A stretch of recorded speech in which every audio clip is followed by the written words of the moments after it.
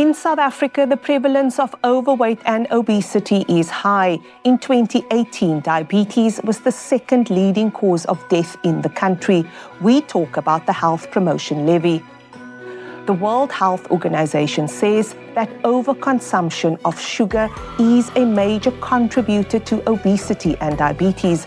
Liquid sugar is known to be particularly harmful. One single sugary drink has about 40 grams of free sugar.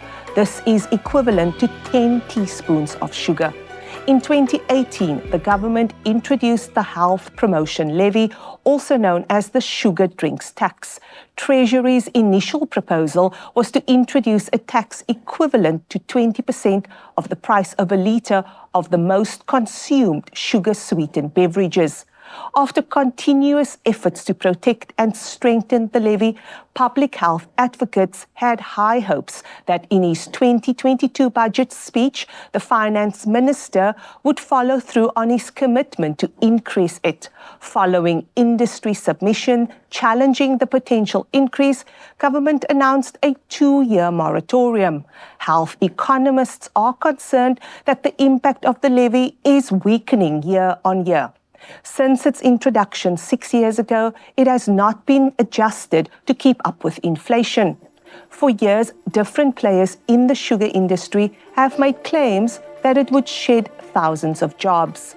Has the sugar industry been lying to us all this time? And does the sugar industry care as much about its workers as it proclaims? When things are good for business, that doesn't necessarily mean it's beneficial for the people in the ecosystem of those corporations. You know, NEDLAC had a document presented to them about job losses. And when we went to investigate this document, we couldn't find out who the authors were. It was not peer-reviewed. And yet, NEDLAC took this document as valid. The disaster is not the Health Promotion Levy, it's the corruption and greed.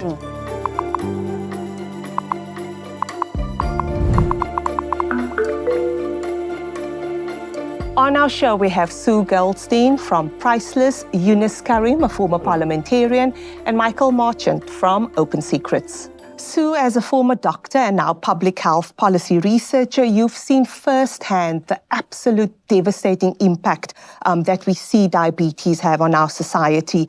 Talk to us about why a health promotion levy is effective. Well, the most important thing that you can think about the health promotion levy is that what we are taxing is something that's completely unnecessary. There's no nutritional value in these sugary beverages, and it's wasted calories, and it's really been shown to increase the rate of obesity and thus diabetes, not just diabetes, hypertension, cancers, a whole range of other illnesses, in fact. And the health promotion levy is proven to be effective. It has been shown. It's not in other countries very well shown. In South Africa, we haven't had it at a high enough level to be that effective. We have shown some effectiveness. And studies that we did quite soon after the introduction showed that there was a decrease in access of these sugary beverages, especially amongst the lower income people, but also higher income people.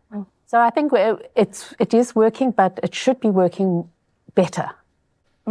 Yunus, you are an insider, and you had a front row seat into all the kind of debates. Talk to us about some of the deliberations and discussions you had around when the health levy was introduced to Parliament. Well, firstly, it was some time in coming. We were made aware every now and then by the Treasury's Deputy Director General, Momanyat, that it was coming. There was extensive discussion with industry, the unions, NGOs, and so on. HEALA was involved. And so they brought the bill to us in 2017. We worked with the Portfolio Committee on Health and jointly processed the bill. The most of us supported, across the two committees, a 20% increase. I think it was recommended by the WHO at the time. However, while we respect the views of health experts and NGOs dealing with the matter and took their views fully into account, there were competing interests that were just as important in some respects. We were concerned about emerging African farmers, but particularly COSATU and SAFTU's Food and Allied Workers Union put a lot of pressure on us to defend jobs. So we had to balance the needs of the health sector, the country's public health system, workers, particularly African workers, but all workers, and also the needs and interests of NGOs. So that's the balance we sought. And it's not just NGOs. I mean, let's be frank policy here. experts, okay, the people who wanted it. It's the population. So the needs of the population are people.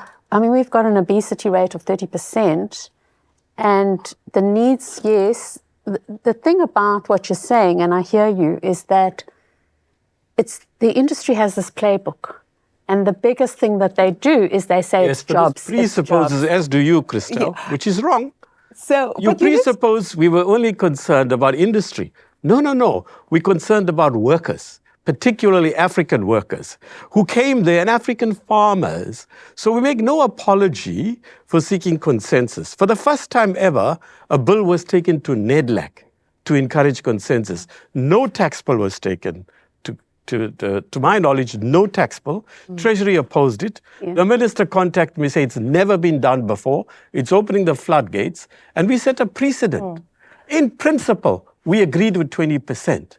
But having listened, you see, the NGOs and public experts, in general, they focus solely on a particular area, right? I think that's and what unfair. usually happens, in general, I'm not speaking about you in particular, in general, that's the case. And they do not consider there are other competing needs and interests of poor people, disadvantaged people. And frankly, that was the best we could get in those circumstances. What happens subsequently is not for MPs alone to decide.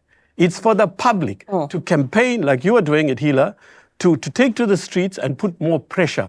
But Michael, you looked at Tongaat Hullett, I mean, one of our big companies in South Africa, the biggest accounting scandal that we've seen. Talk to us about this investigation and what you found. You know, Tongaat Hullett, one of the largest sugar producers in the country, and along with Steinhoff, probably one of the two largest corporate frauds of South Africa's recent history. We came to the story through the auditors. We were interested in the fact that Deloitte was the auditor for both firms, and that was our entry point. You know what, and I say we've discovered, this has also been uncovered by subsequent criminal investigation and a forensic investigation by Tongaat, is that there was systematic fraud at that company for about a decade.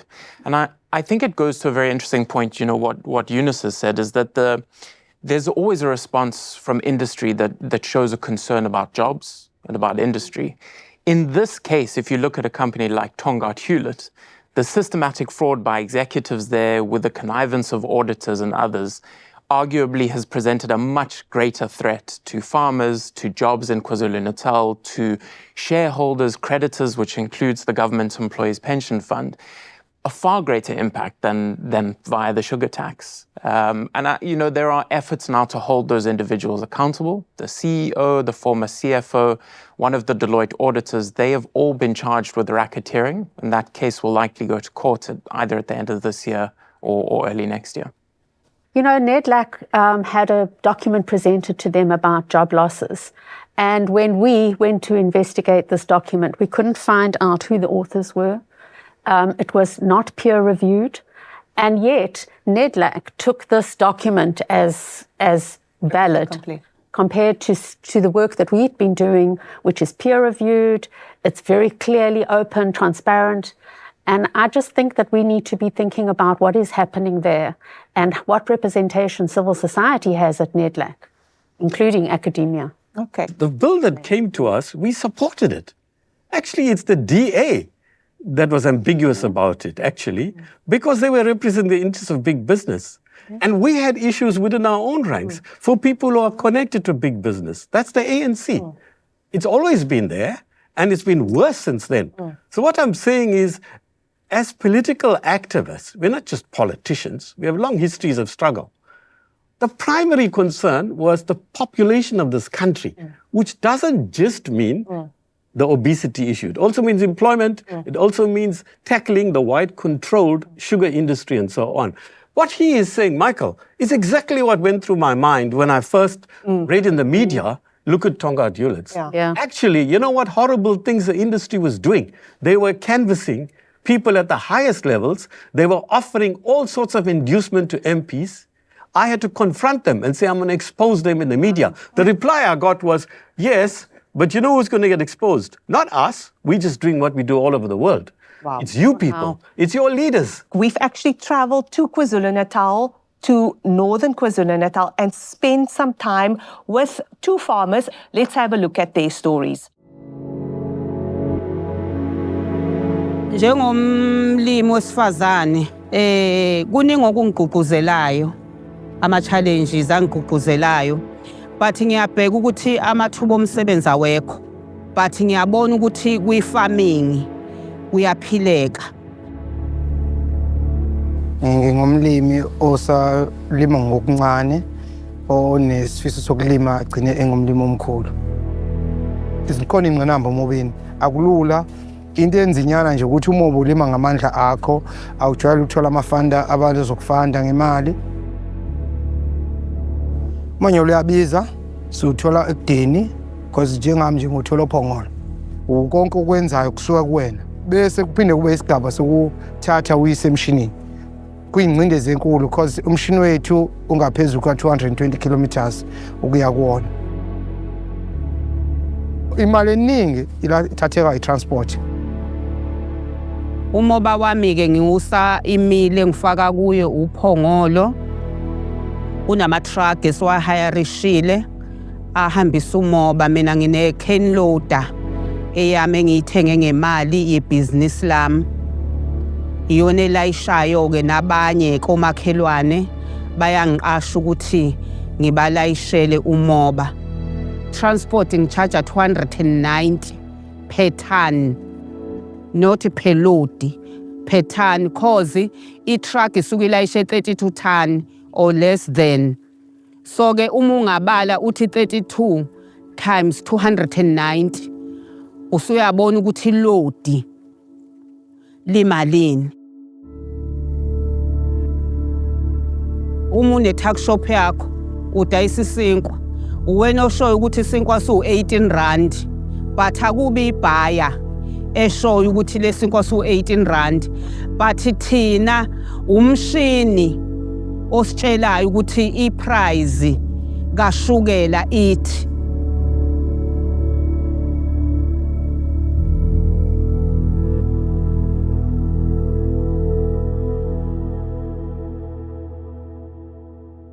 Yunus, I'll start with you. Your reaction to just seeing the absolute hard work of farmers like Sandile, labor-intensive and very little money. I mean, how do we try to protect small-scale farmers like Sandile? Interestingly, that was one of our key considerations. It's on the eve of the 2019 end of term of Parliament, 2018. There was a rush of bills in finance. We were unable to follow up on those things. That was only a foundation for an incremental increase in the Health Promotion Levy. And I agree with Sue. It's gone nowhere near as far as it should. And I agree with Mark. The disaster is not the Health Promotion Levy, it's the corruption and greed of those people in Tongaat Hullett. So there, Michael, it's not Mark, Michael. Sorry, Michael, sorry. You've now heard the kind of insider politics, you've heard the health aspect, you've seen the realities, clearly polar opposites. Right? Absolutely. I mean, my first response when you watch that video is also this recognition that the sugar industry in South Africa, Tongaat Hullett's a great example, its very premise was dispossession. I mean, these were colonial enterprises, both Tongaat and Hullett, who were granted all of that land in the 1850s. And so their foundation was a crime, the crime of colonialism. And for Tongaat Hullett then, 150 years later, to be brought down by criminal activity within a boardroom, I think there's this kind of, I guess, interesting and disturbing symmetry. I think what Yunus is saying in particular, which is really so striking and something to take away, is that we do have this knowledge that this is the playbook, as Sue describes it, of large corporations both in South Africa and elsewhere. And I think once we have that understanding that corporations will talk one way, represent the interests, for example, of small-scale farmers, and yet now the business rescue practitioners of Tongaat Hullett are fighting tooth and nail not to pay a 1.1 billion rand levy that company owes in terms of the Sugar Act, which would go, amongst others, to small-scale farmers. That shows the interests that they purport to protect and the ones that they genuinely pursue, which unfortunately are usually the shareholders rather than anyone else. The thing that struck me about this video was that the barriers are not just the sugar industry. For example, what's happened to railway in this country? Why are they paying these exorbitant amounts for transport? Who owns these trucks? I mean, for me, that's another whole area that you guys need to investigate. So I think that's the one thing. And the other point is that if you're sugar farming, which happens around the world, there are other things you can do with sugar. It's not just about pouring it into food. You can use it for energy. You can do all sorts of other things with it. So government needs to look at those aspects of it and saying, okay, how do we support these guys and get the industry leaders in jail, in my view. But not cut the SSB tax, because we're looking at the health of South Africans, thousands, millions of South Africans. So, of course, we saw the plight of small-scale farmers, but there's also workers. And we met a worker, Siboniso, and it's really tough out there. But let's have a look. Ngizalele khona kule ndawo ibizwa ngokuthiwa kwaJobe. So ngikhulele khona la, ngifunde ey'koleni zakhona la. So after sengiphumile-ke esikoleni, impilo ike yathi ukuthi ngishayashaya. Mangisekhaya babhizi nginaka iy'nkomo kamkhulu, imbuzi kamkhulu. So nasengadini nje, ingadi kamama ngilekelela umama. Njengoba ngisebenza nje impilo ngizama ngokusebenza emasimini, kuye kube nzima because ufuna uvuke. Njengoba kusebusika nje uvuka ekuseni ngabo-4 ngabo-5, akukho lula, kunzima. And sometimes isikhathi sihambe ngeenyawo emasimini, sidinga ukuthi sihayikhe ngayo nale mali engekho esizamayo. Kube nzima, mhlawumbe ngelinye ilanga ngihamba uyobuya lishonile ilanga ngabo-7, ilanga buya ntambama maybe ngabo-5. So isikhathi sezinye izinto nokuthi mhlawumbe ukwazi ukuxhumana nabanye abantu abangathatha bakubeke kwenye i-level ngokwempilo, sigcine sesisincane.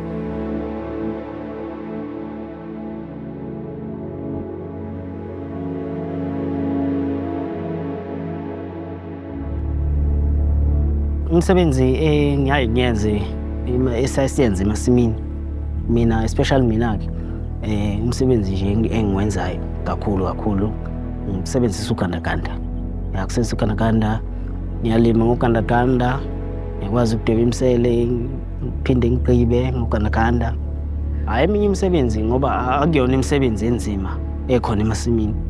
Ngiyayenza ngaleyo langa uma ngabe ungekho lo msebenzi lokuthi mhlawumbe namhlanje siyalima, namhlanje siyatshala, mhlawumbe namhlanje kuyaye kwenze mhlawumbe kuyagawulwa, siyagawula umoba, mhlawumbe kuyenzeka ngelinye ilanga mhlawumbe kuyatshalwa mhlawumbe ezinye izinto, mhlawumbe ummbila, amaklabishi, ngiyakhona nakhona ukwenza njalo ukuthi sitshale. Mhlawumbe siyaheshe emasimini kungcolile kunesikhotha, but ocelemba siyahesha.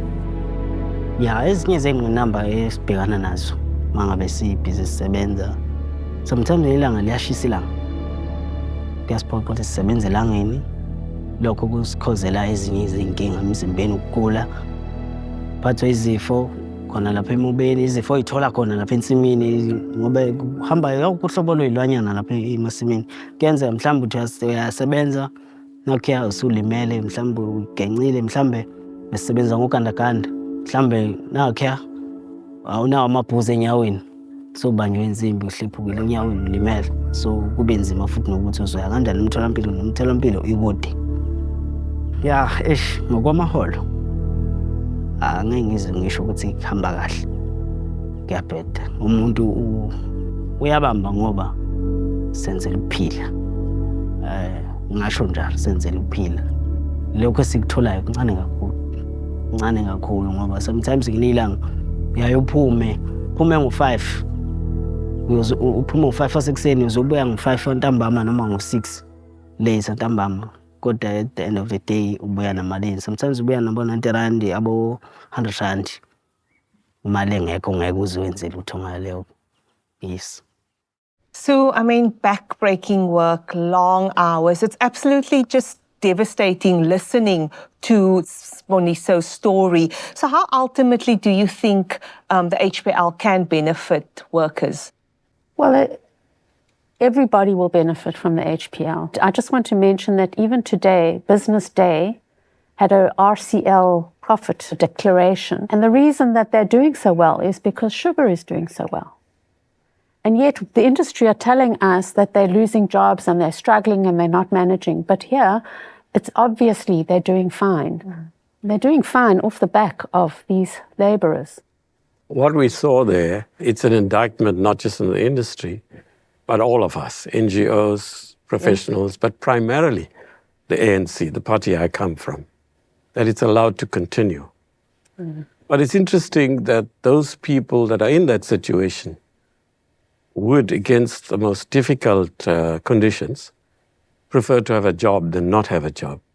What's again glaring is neither the Department of Agriculture, nor the Finance Department, nor indeed the Trade and Industry Department, nor indeed the Department of Health are doing their work. We've spoken about this from the beginning, this notion that in the lobbying phase, you've got companies saying this is about jobs, and now we see in this documentary the nature of some of the jobs that we're talking about and the industry's interest in that. South Africa needs much stronger regulation of lobbying in general. We now, for the first time in the last few years, have party funding legislation. So we know, in some instances, if they disclose it, where political parties are receiving funding. And that's one thing. But we don't know whether it's the sugar lobby, the fossil fuel lobby. We have very little information about the meetings they have with senior officials and the way in which they're able to dedicate resources to capturing various parts of our politics. And I think that's also of massive concern. Is it time for us to start from government side ring-fencing money? Now, on that score, Treasury has a rigid policy on this. And it draws a whole lot of technical parallels throughout the world why ring fencing is an issue. They use this example, for example, that the unemployment insurance fund at that time, this is pre-COVID, had a huge surplus. The road accident fund, on the other hand, has a huge deficit. But you can't transfer from UIF to the RAF. So what they said is, if you restrict it solely to the health sector, the revenue you secure, you will set a precedent again. We've stopped it, and globally the thinking is, it may be neoliberal, it may be IMF and World Bank, but we couldn't summon to our aid. We don't have the capacity to present a counter-argument, so we settled for that. I think that this is what we've been told by Treasury over and over again. And when it was introduced, the HPL, there was a little bit of money that was given to Department of Health for health promotion. And they didn't know what to do with it. And they gave some of it back. And the point is, for me, is that in many countries, including Thailand, including Indonesia, there are things called health promotion foundations which promote health to try and stop disease before it affects them. And my argument around, particularly now with the NHI will never work unless we prevent illness. We're on a trajectory with obesity that's going to take us, we'll never be able to provide those services, no matter how much money we get from the private sector. So final thoughts, Yunus, we have a new cabinet, we have a not so new minister, but we have lots of new ministers. Are you feeling confident, optimistic that there's going to be some shifts and changes? It's too early to say. And I think ultimately, I keep saying, it doesn't depend just on parliamentarians. Civil society, academics, the widest range of social strata have to come to the fore and put pressure on the GNU. If you want the national health system to work, the NHI, then you have to insert into the NHI matters like this, attending to obesity and so on. But finally, what we're saying, I think, in different ways is the weakness of our state. If NEDLAC worked, if Parliament worked. Now, for example, Sue says they had the money, they didn't know what to do with it. After 5-6 years of preparing to come to Parliament and over 2 years of processing in Parliament, 1 year in particular, they should have given the money to HEALA or to all these priceless or to academics, right? Not just to produce research, but to help to implement the policies and the bill and so on that we passed, which is an act. So let's not fold our arms. Let's march. I will march with you. As I told them when I exited Parliament, I said to them, no, I'll still be here. There you heard Yunus saying he will march with you. Yes, with HEALA. The medium-term budget is also obviously coming up. Are you feeling optimistic? Not really, unfortunately. I'm thinking, I mean, one of the issues for me is that the Government of National Unity has positives and negatives. And one of the negatives, I think, is that many of the new parliamentarians are very industry-friendly. And I think that is going to shift it even more towards blocking the HPL. I mean, there are other positives, but so I'm not sure. But you can use Yunus's insider views. I will march too.